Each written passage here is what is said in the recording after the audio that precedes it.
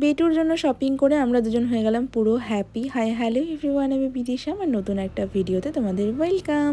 তো সেই দিন আমরা ঠিক করেছিলাম একটু কোথাও বেরোবো আর বেটুর জন্য কিছু শপিংও করব।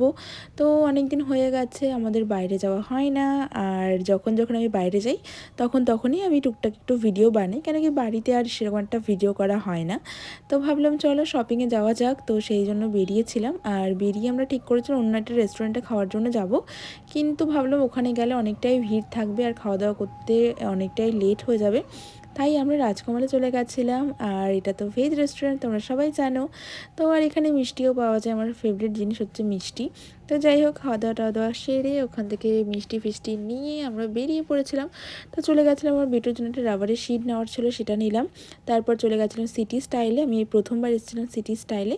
আর এখানে না বাচ্চাদের সেকশনটা অনেকটাই বড়, আর এখানে ভালো ভালো ড্রেস পাওয়া যাচ্ছিলো, তো খুবই ভালো লাগছিল। আর বিটুর জন্য আমি অনেক কিছু নিয়েছি, আর কোনটা নিব কোনটা না বুঝেই পাচ্ছি না, সব পছন্দ হয়ে যাচ্ছিলো।